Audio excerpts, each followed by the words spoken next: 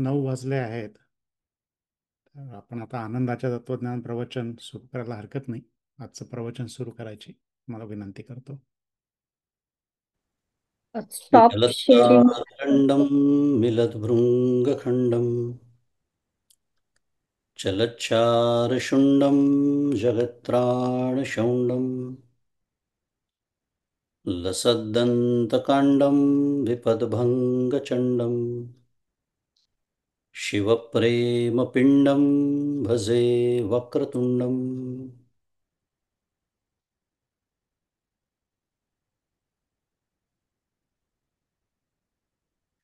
अहं निर्विकल्पो निराकाररूपो विभुर्व्याप्य सर्वत्र सर्वेन्द्रियाणां सदा मे समत्वं न मुक्तिर्न बन्धः चिदानन्दरूप शिवोऽहं शिवोऽहम् चिदानन्दरूप शिवोऽहं शिवोऽहम् गुरुर्ब्रह्मा गुरुर्विष्णुः गुरुर्देवो महेश्वरः गुरुः साक्षात् परं ब्रह्म तस्मै श्रीगुरवे नमः।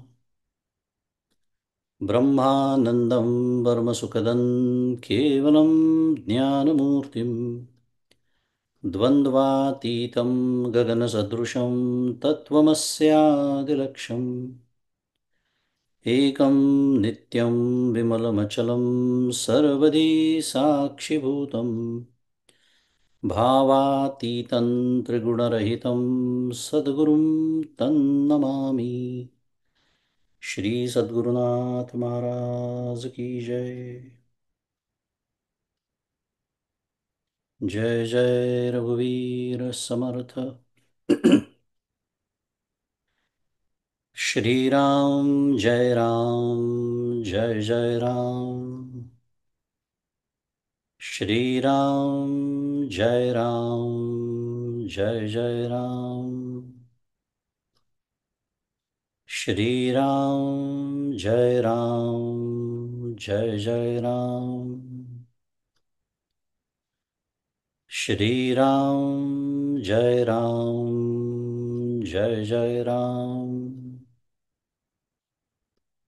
श्री राम जय राम जय जय राम।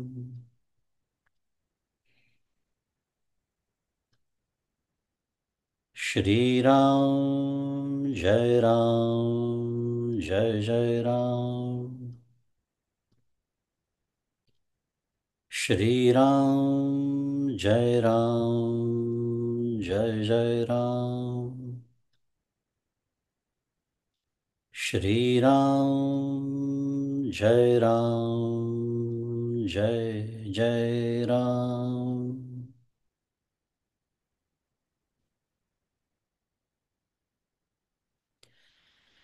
प्रभु श्री रामचंद्र भगवान की जय। श्री सद्गुरुनाथ महाराज की जय। जय जय रघुवीर समर्थ।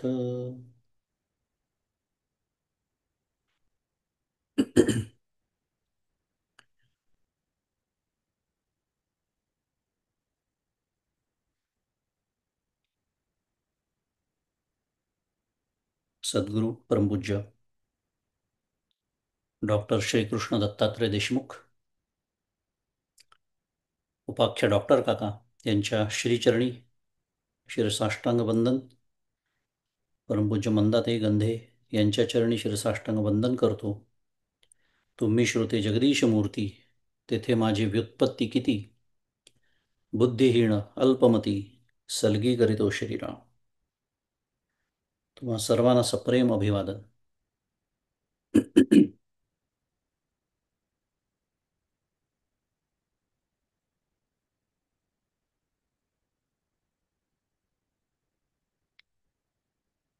भगवत कृपेनी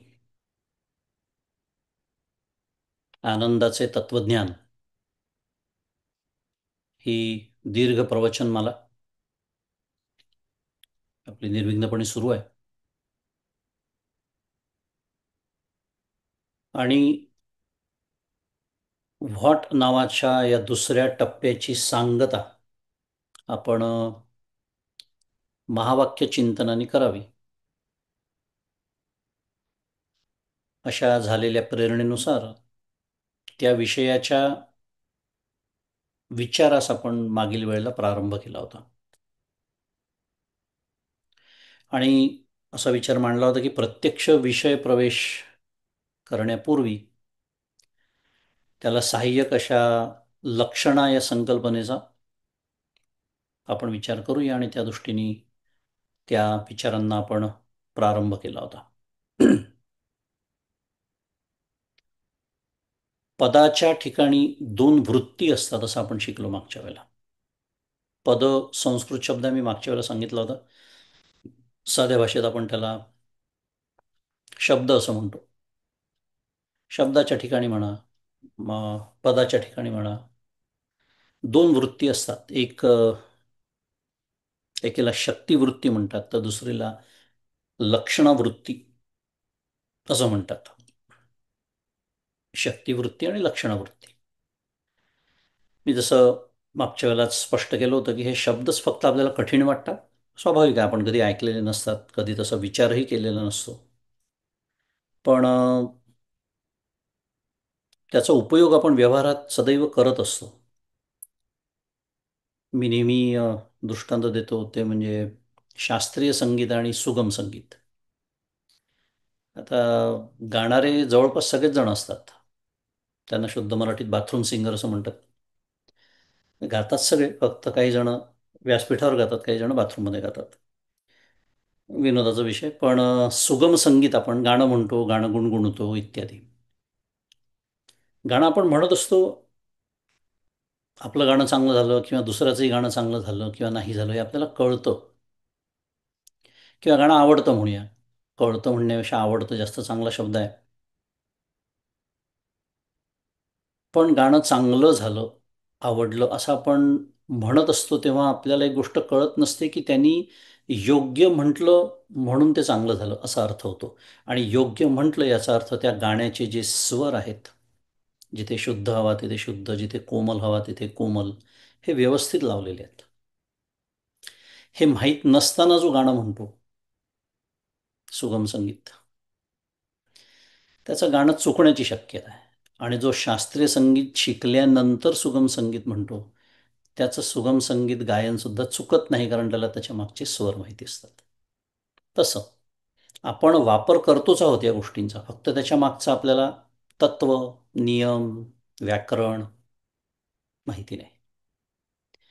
आणि त्यांनी आजतागायत आपलं काही बिघडलं नाही, व्यवहार चालला. पण व्यवहार चालून गेला, पण आता आपण परमार्थाचा विचार करतो आहोत, तर त्याच्यामध्ये या गोष्टी जाणून घेणं, समजावून घेणं आवश्यक असतं. म्हणून आपण शिकतोय. त्यामुळे शक्तिवृत्ती पुन्हा एकदा आणि लक्षणवृत्ती अशा दोन वृत्ती असतात. वृत्ती शब्दाची व्याख्या पुन्हा विसरायची नाही, उजळणीच करतोय आपण पटकन नेहमीच्या माझ्या पद्धतीप्रमाणे, की मी एखादं पद उच्चारल्यानंतर आत्तासुद्धा ती प्रक्रिया होतेच आहे. विचक्षण असेल कोणी श्रोता त्याच्या लक्षात आलंच असेल, मी उच्चारणारा प्रत्येक शब्द त्याचा अर्थ तुम्हाला कळतोय, शक्तिवृत्ती आहे. कारण सरळ सरळ अर्थ आहे, मी जे बोलतोय त्या शब्दाचा सरळ अर्थ घेऊन प्रयत्न करतोय, म्हणजे सरळ बोलण्याचा, त्या वृत्तीने काम होईल असा प्रयत्न. थोडक्यात पदाचा उच्चार केल्यानंतर संबंधित पदार्थाचं ज्ञान करून देण्याचं जे सामर्थ्य त्या शब्दाच्या ठिकाणी असतं त्याला म्हणायचं शक्तिवृत्ती. किती छान विचार केला आपल्याकडे, सखोल विचार करून ठेवला शास्त्र.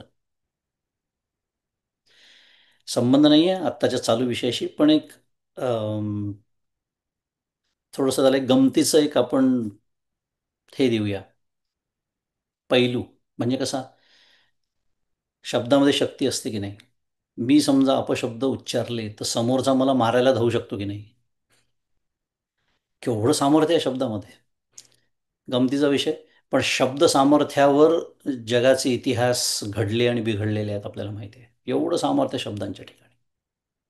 नाही तर शब्द शब्द आहे, फक्त एक विशिष्ट आकार, पण तो जो अर्थध्वनित करतो आपल्या हृदयामध्ये, आपल्या अंतःकरणामध्ये, समोरच्याच्या, स्वतःच्या आणि इतरांच्या वगैरे, शक्ती, त्याला शक्तिवृत्ती म्हणतात.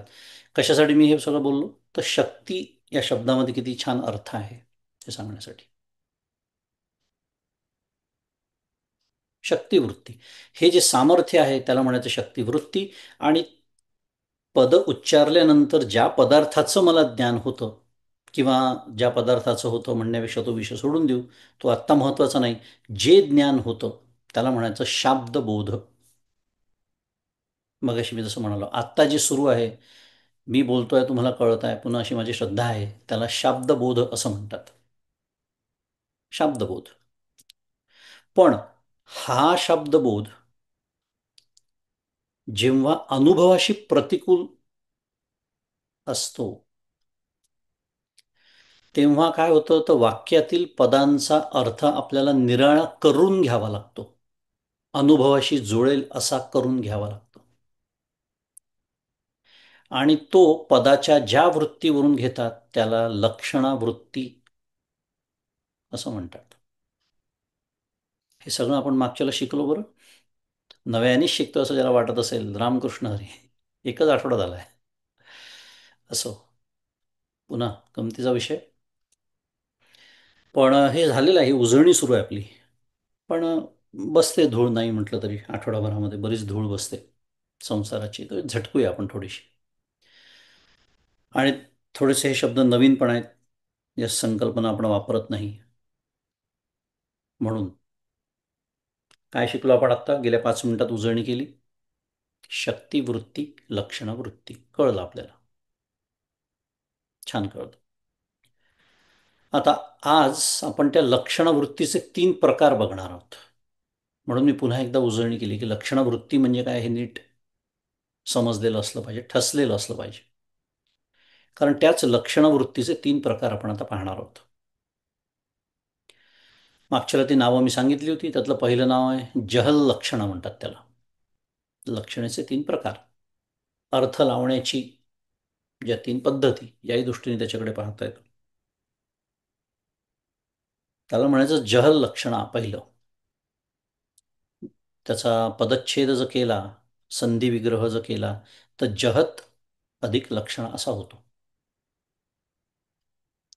आणि संस्कृतच्या व्याकरणाच्या नियमाप्रमाणे त्याचा ल होतो, त्यामुळे जहल लक्षणा, ल ला ल असं लिहिलं जातं. ते काय आहे जहल लक्षण? काय आहे तर ज्या ठिकाणी पदाच्या वाच्यार्थाचा संपूर्ण त्याग करून वाच्यार्थाच्या संबंधाचं ग्रहण करावं लागतं, ती जहल लक्षणं. काहीच कळलेलं नाही आहे हे मला, खिडक्या बंद असून कळलेलं आहे. हरकत नाही, तशी व्यवस्थाच केली होती काही कळू नये याची. कारण ते समजून घेण्यासाठी तर बसलो आपण आता. समजून घेऊया. कारण व्याख्या नेहमीच कठीण असते. अर्थ समजून घेतला, उदाहरण समजून घेतलं की सोपं जातं. पण काय म्हणतोय आपण पुन्हा एकदा, की ज्या ठिकाणी व्याख्या आहे, शास्त्र आहे, you have to be precise. छान, शास्त्र खूप सुंदर असतं, अत्यंत काटेकोर, म्हणून त्याला शास्त्र म्हणतात. ज्या ठिकाणी पदाच्या वाच्यार्थाचा संपूर्ण त्याग करून वाच्यार्थाच्या संबंधाचं ग्रहण करावं लागतं. तो ठिकाणी शब्द महत्वाचा आहे, ते का मी ते नंतर सांगेन. ती जहल लक्षणं होय.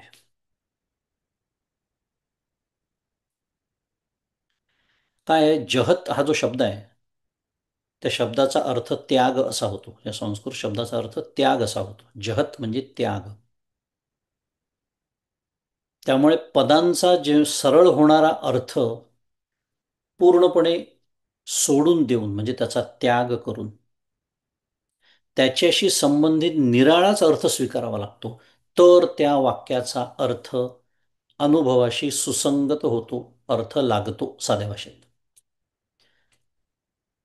याला म्हणायचं जहल लक्षणा. उदाहरण मी मगाशीच म्हणालो, आपण वापरतो हे सगळं आपल्याला माहिती नाही. उदाहरण बघूया. तर परवा परवा म्हणजे रविवारी आमचा बालसंस्कार वर्ग होता नेहमीप्रमाणे. मी चाललो होतो, प्रसन्न गणेश मंदिर म्हणून इथे मंदिर आहे बे एरियामध्ये. ज्यांना माहिती आहे त्यांना माहिती आहे. ते जात असताना, रस्त्याने जात असताना एकदम दोन फाटे आले. दोन वेगवेगळे हायवेज लागतात इथे. 680, 880 नावाचे बे एरियातल्या सगळ्या लोकांनाही माहिती आहे. आता मी इथे काही लावलं नव्हतं, गुगल मॅप्स म्हणा किंवा कुठलेही काही. आणि अचानक मला एक्झिट घ्यायची वेळ आली आणि मी विचारलं माझ्या पत्नीला, बाजूला बसली होती, की कुठे आहे गणेश मंदिर, आपण ज्या मंदिरात जातोय ते कुठे आहे? तर ती पटकन म्हणाली, प्रसन्न गणेश मंदिर हायवे 680वर आहे. थोडक्यात 680चा एक्झिट घ्यायचा आहे. 880 अजून पुढे होता त्याच्या. आणि हा मी हायवे 101ने चाललो होतो. शुद्ध मराठीत सिनॅरिओ लक्षात आला. ती म्हणाली, प्रसन्न गणेश मंदिर हायवे 680वर आहे. हे वाक्य आपल्याला फक्त त्या वाक्याशी घेणं देणं, बाकी काही नाही. आता वाच्यार्थ काय आहे? या वाक्याचा वाच्यार्थ काय आहे? वाच्यार्थाप्रमाणे हायवे म्हणजे मार्ग म्हणूया आपण. या मार्गाच्या वरती म्हणजे मार्गावर मंदिर असणं संभवनीय आहे का? गमतीचा विषय. भारतात असू शकतं, अमेरिकेतलं बोलतोय मी. मार्गावरती किंवा मार्गावर म्हणूया मंदिर असणं शक्य आहे का? संभवनीय नाही. म्हणून मार्ग या वाच्यार्थाचा संपूर्ण त्याग करून मार्गासंबंधी जी बाजू म्हणजे मार्गाच्या बाजूला, मार्गाच्या जवळ, म्हणजे त्या बाजूच्या ठिकाणी जी लक्षणा झाली त्या वाक्याची, तिला म्हणतात जहल लक्षणा. म्हणून ते ठिकाण शब्द मी महत्वाचा आहे जे म्हणालो ते आपल्याला हे समजून घ्यायचं आहे. आता तुम्ही म्हणाल, काय ही कटकट आहे डोक्याला, साधं वाक्य आम्हाला अर्थ कळला पुरेसं नाही आहे का? व्यवहारात पुरेसं आहे. मी मगाशीच म्हणालो, व्यवहार चालून जातो. आपण आत्तापर्यंत व्यवहारच करत आलेलो आहे. परमार्थ करताना मात्र जसं चिंतन करावं लागतं, त्याच्यासाठी जी प्रक्रिया वापरावी लागते, त्याच्यासाठी आपल्या मनात जी आपोआप होणारी प्रक्रिया आहे, तिचंच पृथक्करण आपण करतो आहे. म्हणजे एवढी सगळी चर्चा अर्थातच मी आणि माझ्या पत्नीने केली नाही. ती एक वाक्य तिने उच्चारलं, तिला काय म्हणायचं आहे मला कळलं, काम झालं. पण वाच्यार्थ तसा नाही आहे ना. म्हणजे कोर्टात ज्या पद्धतीने चालतो ना प्रतिवाद, कोर्टात गेल्यावर मी असं कोर्टात खेचू शकलो असतो, काय मार्गावर मंदिर नाही आहे म्हणजे खोटं बोललेत, तसं नाही. You have to go by the intention, ज्याला म्हणतात शुद्ध मराठीत. ते जे आपण म्हणतो इंटेंडेड मिनिंग, कन्वेड मिनिंग, असंही आपण त्याचं हे करू शकतो इंग्लिशमध्ये. मुद्दा मार्ग किंवा हायवे, हायवेला महामार्ग म्हणतात मराठीत, महामार्ग म्हणा. महामार्गावर मंदिर नाही तर त्याचा अर्थ त्याच्या बाजूला, त्याच्या अत्यंत जवळ, म्हणून म्हणाली ती 680वरती ते मंदिर आहे. ही झाली जहल लक्षणा. कारण हायवे किंवा महामार्ग मी जसं म्हणालो ते म्हटल्यानंतर वाहतूक योग्य रस्ता असं आपल्याला प्रथम ज्ञान झालं की नाही, किंवा होतं की नाही त्या शब्दाचं. मी नुसतं महामार्ग म्हणालो समजा, काय येतं आपल्या डोळ्यासमोर? प्रचंड वाहतूक असलेला एखादा रस्ता, असं ज्ञान आपल्याला होतं. पुन्हा मगाशी मी जसं म्हणालो, ते जे ज्ञान होतं ना, ते शक्तिवृत्तीने झालेलं ज्ञान आहे. आता आपल्याला शक्तिवृत्ती पण छान कळेल. शक्तिवृत्तीने झालं, परंतु तो वाच्यार्थ जर मी स्वीकारला तर वक्त्याच्या तात्पर्याचा निश्चय होत नाही.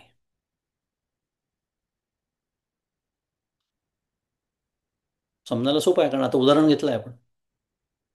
तिला तसं म्हणायचं होतं का, की मार्गावरती मंदिर आहे असं नव्हतं म्हणायचं, तात्पर्य ते नाही आहे. म्हणून वाच्यार्थ म्हणजे तो जो मार्ग किंवा महामार्ग ज्याचं मला ज्ञान झालं, त्याच्याशी संबंधित असलेली मार्गाची बाजू, महामार्गाच्या जवळची बाजू, या पदाच्या किंवा या पदाचं म्हणूया लक्षणवृत्तीने मला ज्ञान झालं. म्हणजे म्हणायचं काय आहे, महामार्ग नाही म्हणायचं आहे, महामार्गाच्या बाजूची एखादी जागा म्हणा, तिथे ते मंदिर आहे. हे पद वाक्यात नाही आहे.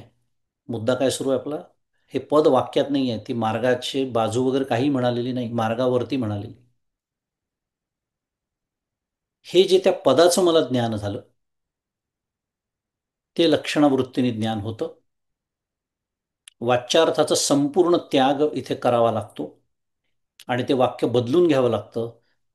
काय की 680 नावाच्या महामार्गाच्या अगदी जवळ बाजूला ते मंदिर आहे, आता झालं व्यवस्थित, असं वाक्य ती बोलली असती तर लक्षणवृत्तीची गरज पडली नसती, शक्तिवृत्तीने काम झालं असतं. पण व्यवहार आपला चालतो, आपण एवढं सगळं बोलत नाही बसत सविस्तर तपशील व्यवहारामध्ये. पण वाच्यार्थाचा इथे संपूर्ण त्याग होतो, म्हणून जहत म्हणजे त्याग, मी जसं म्हणालो, आणि म्हणून याचं नाव आहे जहल लक्षणा. ह्याला म्हणतात जहल लक्षणा. आता मला वाटतं समजायला अजून सोपं झालं. मगाशीची व्याख्या खूप कठीण वाटली होती, पण उदाहरण घेतलं आणि आपण, मी जसं म्हणालो की व्यवहारामध्ये आपण हे सगळं करतच असतो, आपल्या कळत नकळत, कळत म्हणण्यापेक्षा नकळतच करत असतो. आता आपल्याला छान कळेल पण हे सगळं शिकल्यानंतर की अरे, ही लक्षणं तर मी नेहमीच वापरते किंवा वापरतो. असं हे चहल लक्षणं. पुढचा प्रकार आहे या लक्षणेचा, त्याला अजहल लक्षण असं म्हणतात. आता मगाशी आपण शिकलो काय, जहत याचा अर्थ त्याग असा होतो, त्याच्या उलट अजहत. त्यामुळे याचा पदच्छेद काय होतो, अजहत अधिक लक्षण.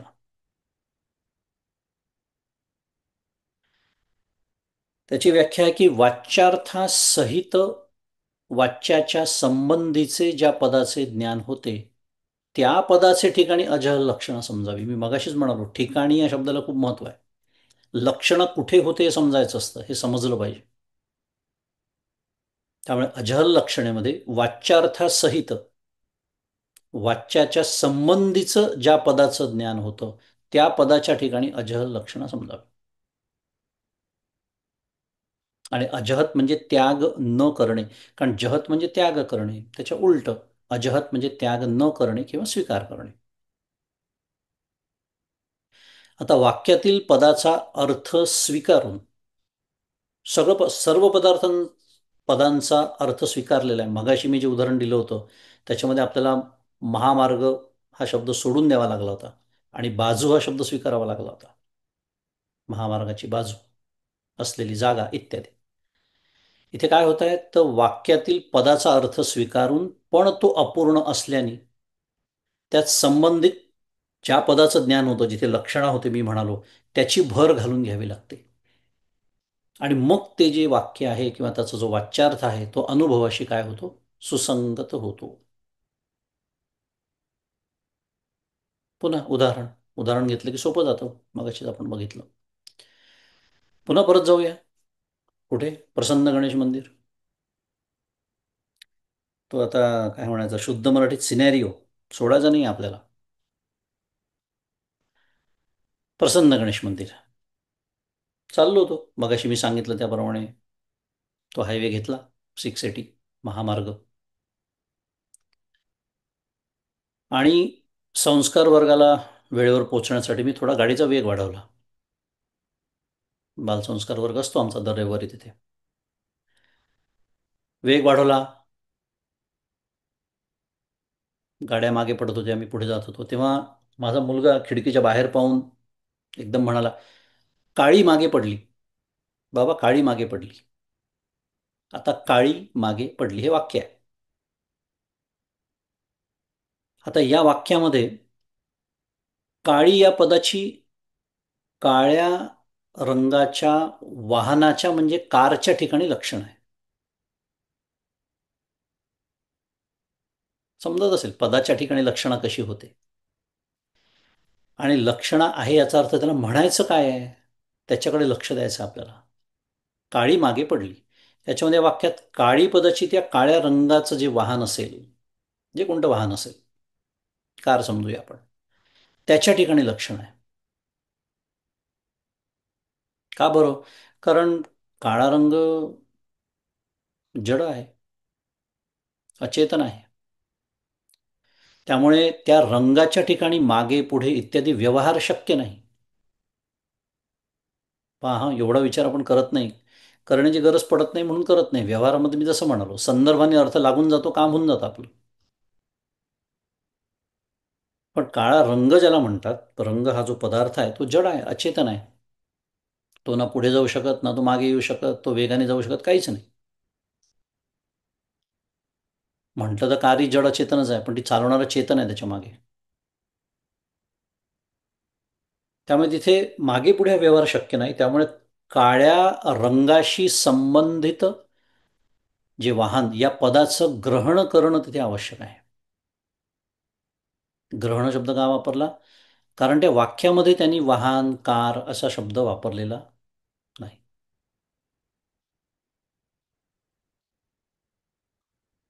त्यामुळे वाच्यार्थ काळ्या गुणाचा त्याग न करता वाच्यार्थासंबंधी वाहन हे जे पद आहे किंवा कार हे जे पद आहे त्याचं ग्रहण इथे आवश्यक आहे.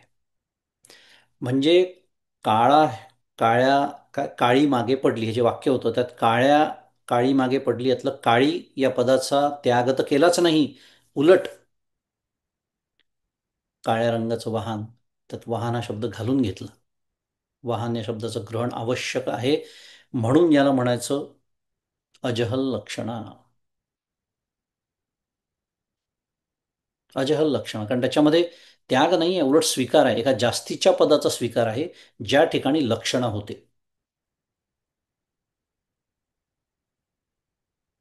अशा दोन पद्धतीने वाक्यांचा अर्थ आपण व्यवहारात, मी जसं मगाशी सुगम संगीताचं उदाहरण दिलं तसं आपण लावूनच घेत असतो. आपल्या नकळत अजाणतेपणाने ही प्रक्रिया आपली सुरू असते. पण आता आपण ते जाणतेपणाने आपल्याला करायची आहे, कारण आपला विषय फार मोठा आहे, महावाक्य चिंतन. त्यामुळे ही झाली अजहत लक्षणा. जहत झाली, अजहत झाली. तिसरा प्रकार जहत जहल लक्षणा असं त्याला म्हणतात. जहद जहल लक्षणा. जहत आणि पुन्हा जहत एकत्र आले, त्यामुळे जहद जहल लक्षणा. जहत अधिक अजहत, त्याच्यात अजहत येतं.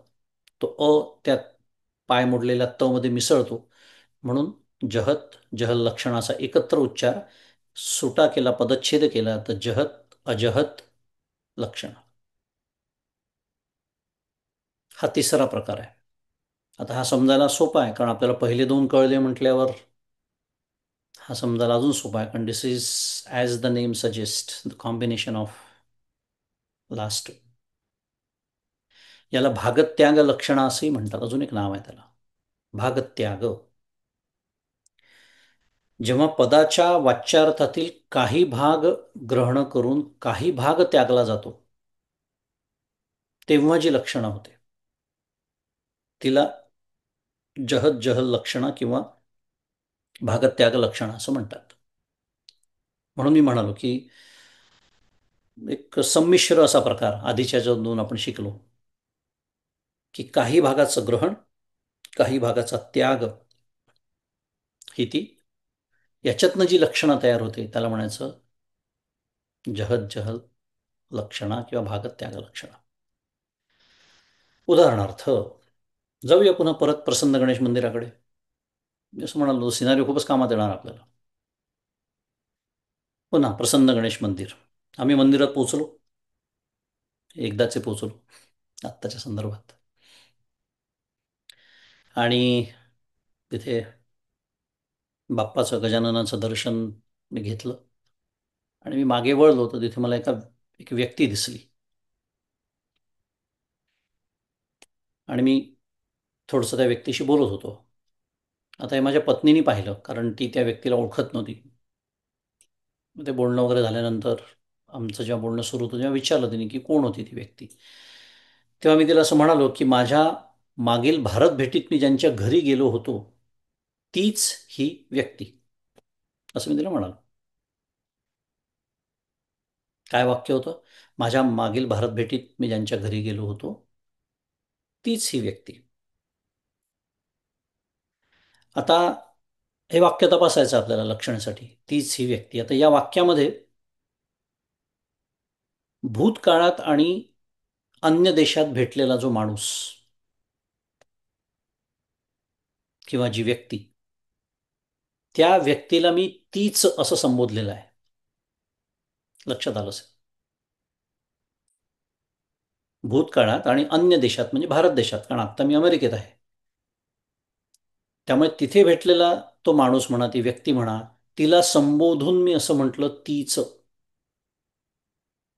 आणि वर्तमान काळी आणि ज्याला समीप देशात म्हणतात, म्हणजे ज्या देशात मी आत्ता आहे किंवा जिथे मी होतो त्या देवळामध्ये, प्रसन्न गणेश मंदिराच्या तिथे माझ्या समोर ती व्यक्ती होती म्हणून मी त्यास ही असे संबोधले. म्हणून ते वाक्य काय झालं? तीच ही व्यक्ती, असं ते वाक्य झालं.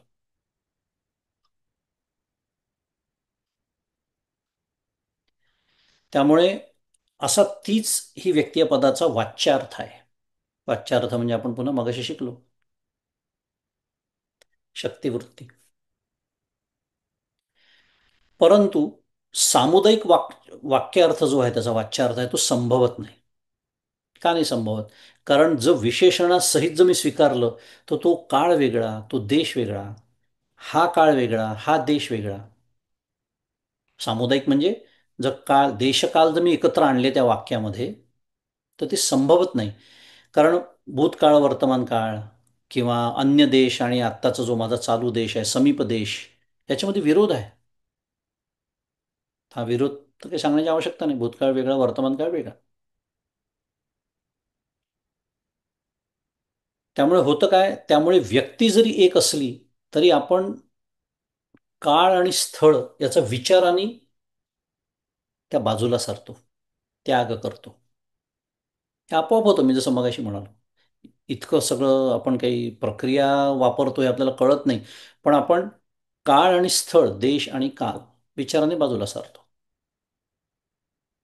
आणि म्हणून तीच आणि ही या दोन्ही पदांच्या ठिकाणी देश आणि काल या वाच्य भागाचा त्याग करून त्या वाच्यार्थापैकी मात्र व्यक्ती, तीच ही व्यक्ती, हे जे वाक्य आहे आपलं, त्या वाच्यार्थापैकी तो पुरुष म्हणा, ती व्यक्ती म्हणा, या भागाच्या वाच्यार्थाचा आपण स्वीकार करतो. त्या ठिकाणी, त्या पदाच्या ठिकाणी, त्या व्यक्ती नावाच्या पदाच्या ठिकाणी जहत जहत जहत किंवा भागत त्याग लक्षणा होते.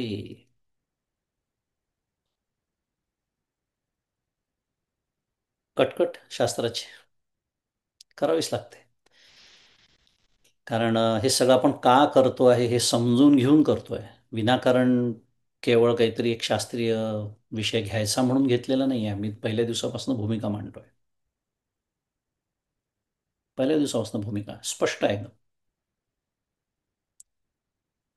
त्यामुळे ही जी तिसरी लक्षण आहे याच्यामध्ये पुन्हा एकदा वाच्यार्थाचा काही भागाचा स्वीकार आहे आणि काही भागाचा त्याग आहे. जसं त्यातला व्यक्ती याचा स्वीकार आहे आणि कालाचा आणि देशाचा त्याग आहे. तेव्हा या वाक्याचा अर्थ नीट लागतो. तीच ही व्यक्ती. म्हणून तिथे जहत आणि अजहत दोन्ही.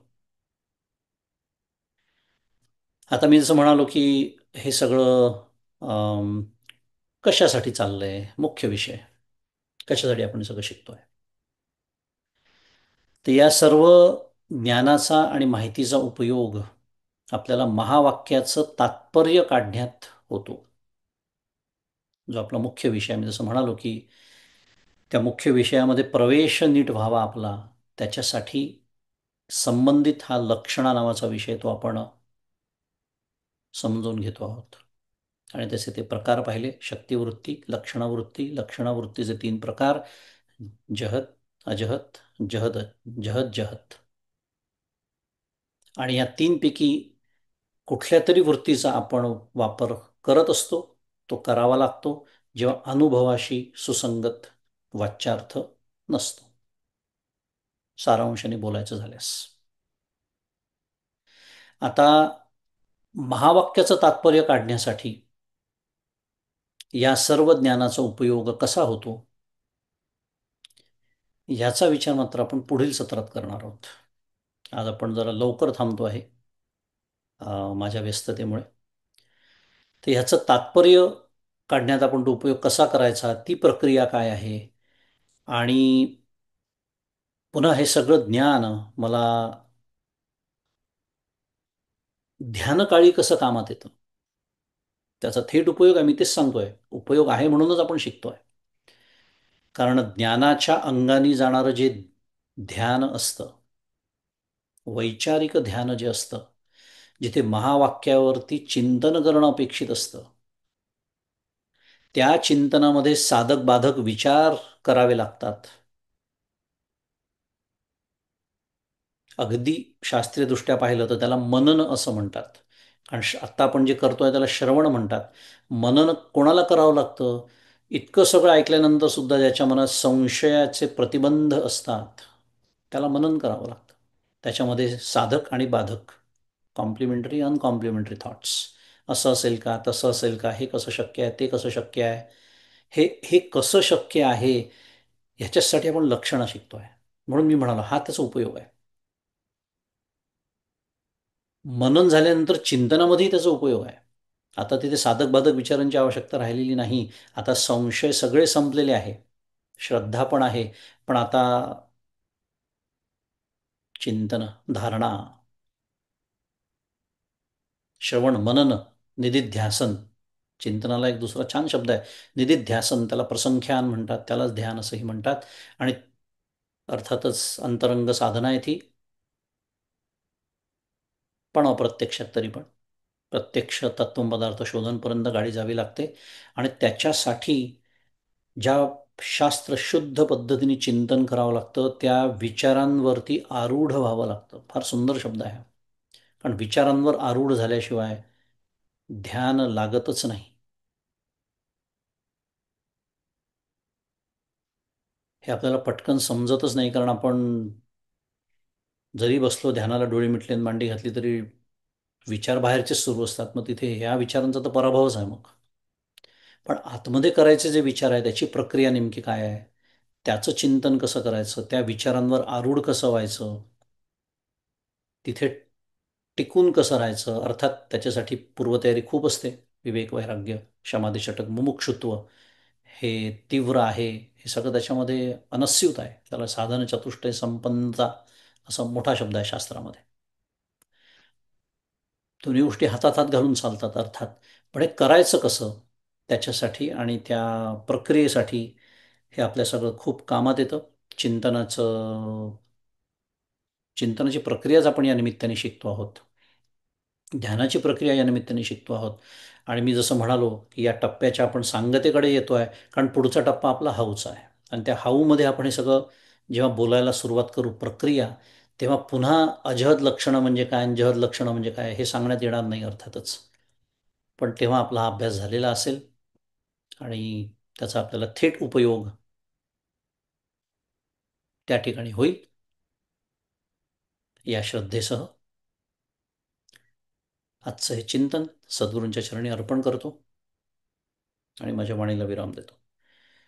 श्री सद्गुरुनाथ महाराज की जय. जय जय रघुवीर समर्थ.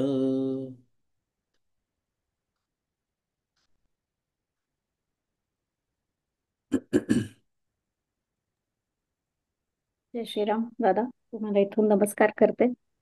आणि तुमची सगळी व्यस्तता ही आमच्यामुळेच असते आणि आमच्या आजूबाजूलाच असते आणि आमच्या भल्यासाठीच असते, हे आम्हाला पूर्ण माहिती आहे. त्याच्यामुळे पुन्हा एकदा त्याच्यासाठी तुम्हाला नमस्कार करते. आजचं सत्र खरंच खूपच छान झालं. थोडंसं शास्त्रीय होतं, मध्ये मध्ये गोष्टी कळत नव्हत्या, पण तुम्ही तुमच्या संस्कार वर्गातल्या मुलांचा हेवा वाटला मला एका क्षणासाठी, की त्यांना इतकं छान इतकं समजवून प्रत्येक शब्द वाक्य शिकायला मिळतं तुमच्याकडनं. याचा खरंच खूप अ, हेवाच वाटला, हाच शब्द आहे माझ्याकडे. तर आता आपण भजन सेवेकडे वळूया. आज आपल्याकडे प्रश्नोत्तरासाठी वेळ नाहीये. पण भजन सेवा घेऊ आणि त्याच्यानंतर आजचं सत्र थांबेल. सध्या वारीचे दिवस आहेत, त्याच्यामुळे विठ्ठलाचंच एखादं भजन घ्यावं असं एकमताने ठरलं. फक्त भजन सेवेकरी जॉईन झालेत का नाही अजून. तर आज आपल्याला भजन सेवा देण्यासाठी शार्दूल आंबेकर अजून उपस्थित दिसत नाहीये. शार्दूल, सुषमा, तुम्ही आलेत का?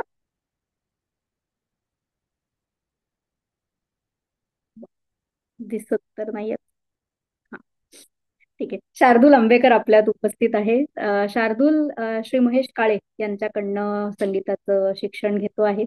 अतिशय मिडल स्कूलर आहे, छोटा मुलगा आहे, पण खूपच सुंदर आणि भावपूर्ण नेहमी आपली भजन सेवा देत असतो.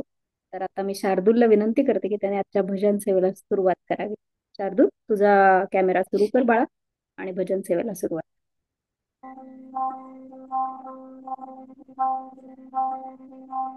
निघालो घेऊन दत्ताची पालखी, निघालो घेऊन दत्ताची पालखी. आम्ही भाग्यवान, निभान, आम्ही भाग्यवान, आनंद निधान, झुलते हळूच दत्ताची पालखी, झुलते हळूच दत्ताची पालखी.